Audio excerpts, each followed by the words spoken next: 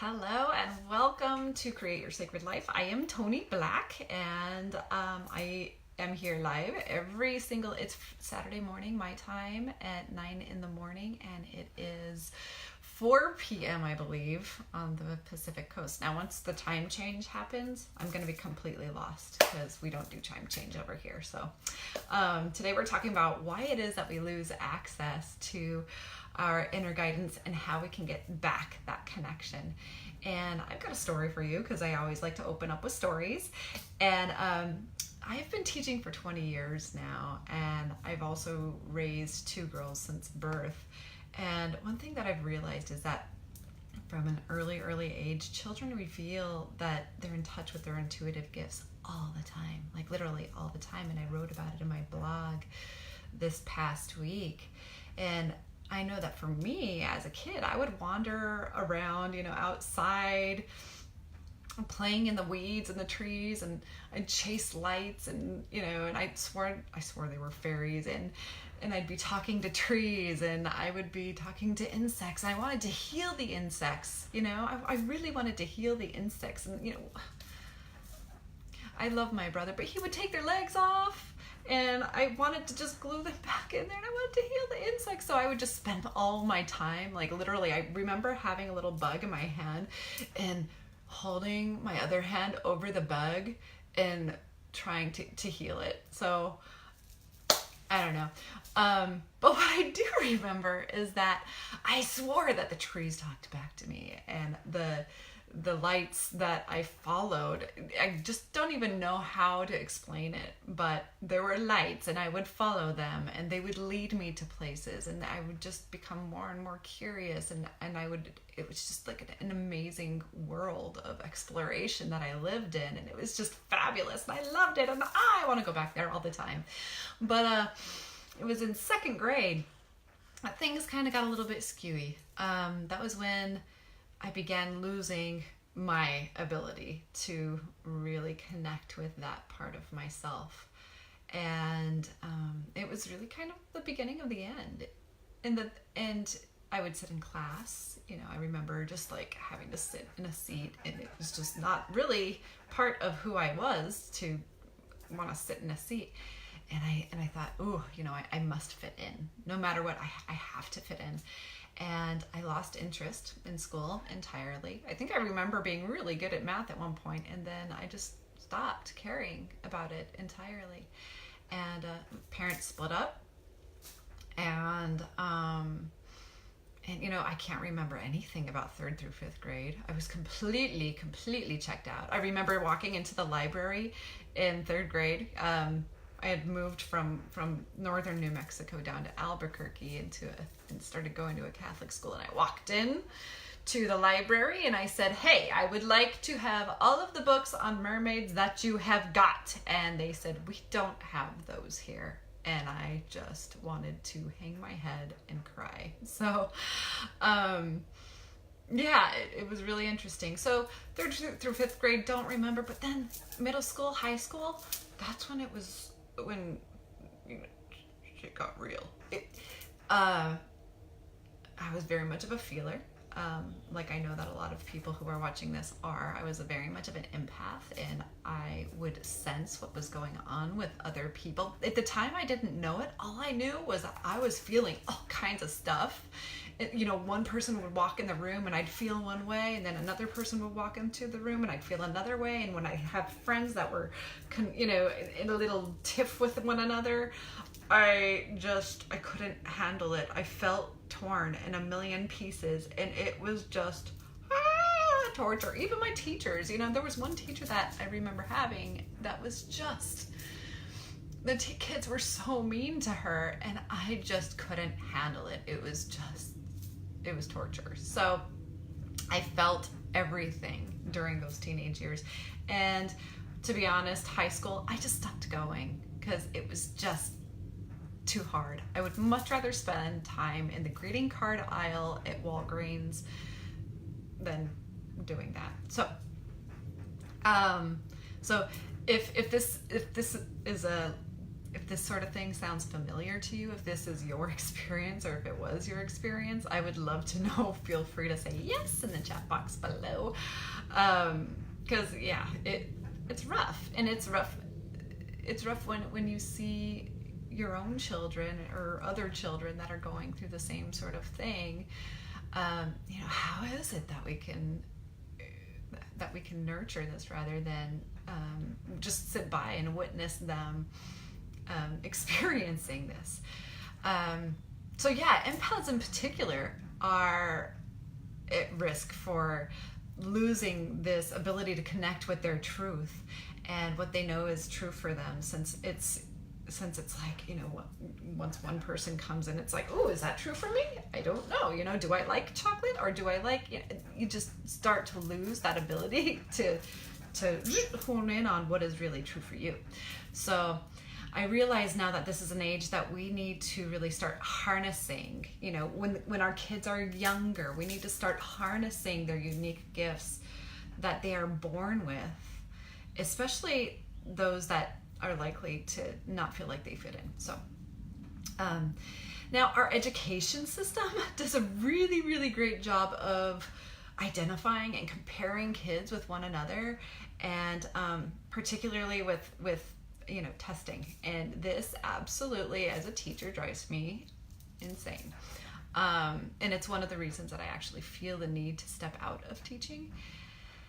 But we have multiple programs in our system that are designed to swoop in and correct all of the deficits, all of the things that are wrong with our kids, when we really need to be focusing on what is amazing and what the strengths are in our children.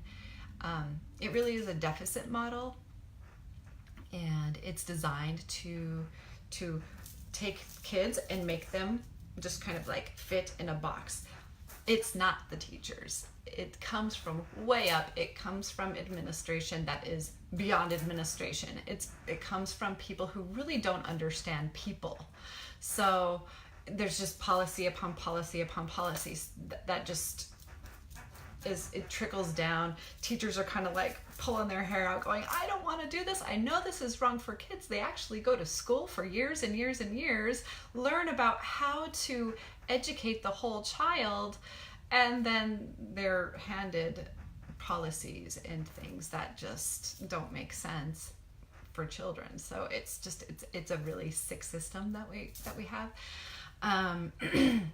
But alas, I digress. So if we identify our kids' unique gifts from the time that they're young, they would be so much better off. In fact, I think that you would be so much better off. Can you just imagine that? Imagine if we could go back in time and we started to, and we would hone in on the gifts that you have naturally, and we just allowed those gifts to just unfold and expand. And imagine the world, how it would be if we did this with every single person, if we helped them tap into that unique genius that they have, so that they can develop the skills around that unique genius and then become whatever it is that they would need to become.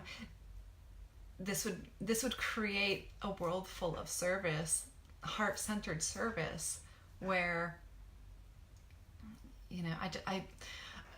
Stephen Pressfield wrote a book about this. It's called War of Art, and he actually wrote about how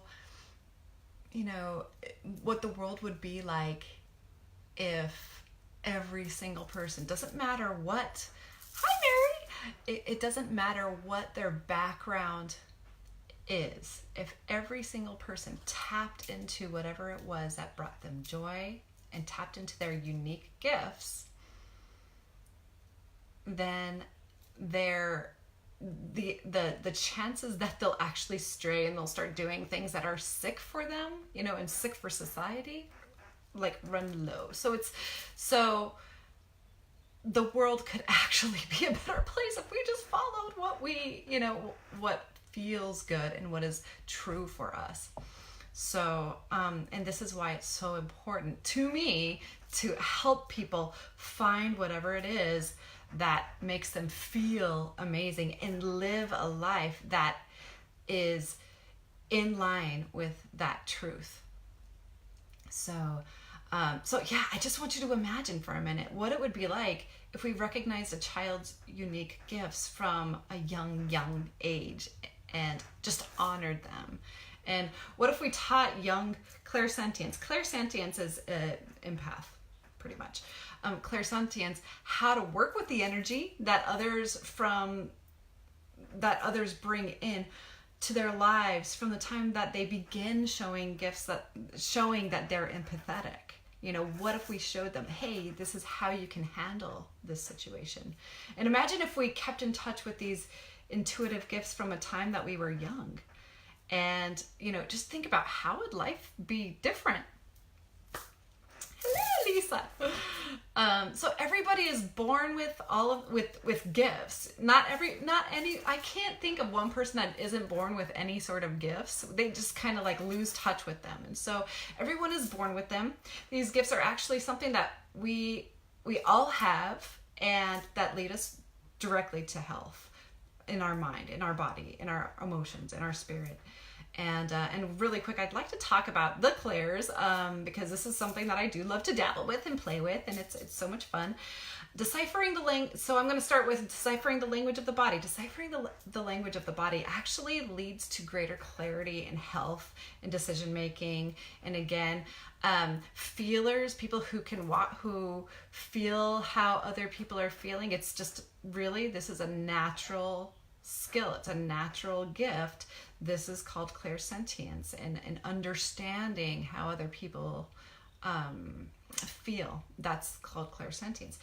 When we decipher the images that come to us through seeing, or even the images in our minds, and we decipher what those might mean, that is clairvoyance, clairseeing.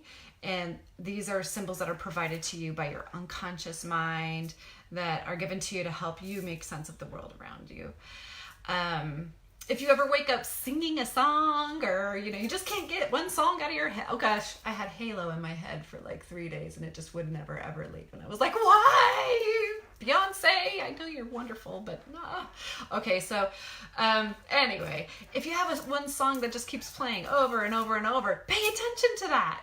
That's clear. That's actual clairaudience. And sometimes you might hear whispers, and just kind of like, why don't you do this? And you follow it, and it leads you to something that's just amazing. It's not that you're just hearing voices and you should go get checked out. Just maybe sometimes follow it if it doesn't seem like it's gonna lead you down a wrong path. That's your clairaudience. If you can develop that, that's yet another one of those intuitive gifts that we have that can actually lead you toward your truth. Claircognizance is really funny. My daughter, I can actually drop her off in the middle of a town and go park the car in some random location and meet back up with her, and I will then ask her, hey, can you go find the car? Lead us to the car. She can actually lead me directly to the car. The girl is claircognizant like crazy. She'll just be like, ooh, wouldn't that be so crazy if there was a car accident up in, oh my gosh, I caused that. Poor thing, happened to her all the time. And I had to convince her that it wasn't her that was actually causing it. So all of these innate gifts are gifts that we are born with. We just lose touch with them over time. And one of the main reasons that we lose touch with them is that it's just not socially acceptable to walk around and express the information that we're gathering from them. And in fact, it can actually be, it feels really weird. As a kid, when as a child, all you want to do is fit in with everybody else, especially during those middle school, high school years. All you want to do is fit in. It starts in 2nd grade. I've seen it. 7 to 8 year olds, they all just want to fit in so bad that they will actually take their natural gifts and be like, I'm just going to pretend that doesn't exist, and I'm going to shove it really far back in a closet, and I'm just going to lock the key and throw it away. That right there, that is why we lose touch with those gifts. So it's that social pressure. And and Martha Beck talks about it. It's the social self. You have your essential self, the part that's true, completely true. It's your authentic you. And then you have your social self, the self that you have constructed, and the self that you present to the world. So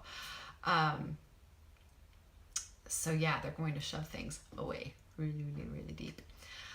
So yeah, I am here to say that you need to let that freak flag fly. Let it fly. Let it fly high. It took the passing of my stepdaughter for me to just go, you know what? I am sick and tired of just like living life in a way where, I feel put in a box. I also connected with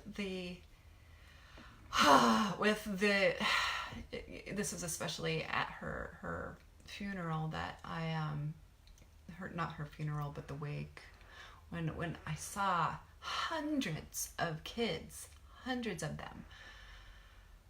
And, I realized at the time that I was looking around and I saw all of these kids, that not very many of them did fit in that box. And I thought, wow, we cannot continue to live this existence where we allow our kids to deny what is true for them. And so, and this is what her legacy was, I believe. She would reach out, she would connect with kids from, I mean, there were hundreds of kids there. I couldn't believe how many children, how many kids. I mean, they were teenagers. They were in high school at the time. I could not believe how many of them showed up, and she had touched all of their lives in some way. And today, I kind of am able to keep in touch with them. Thank you, to the beauty of the internet and Facebook and all of that stuff. I see the lives that they're leading now, and I am just so, it gives me chills to know that they are able to live a life that is true for them. And denying that and shoving that deep down is just, it's not healthy. So, and for those of you who don't know, my stepdaughter took her life, and she really was, during her short time here, before she passed away when she was 14, she really was almost a crusader for truth for her friends. And this is why I feel it's so important to do this.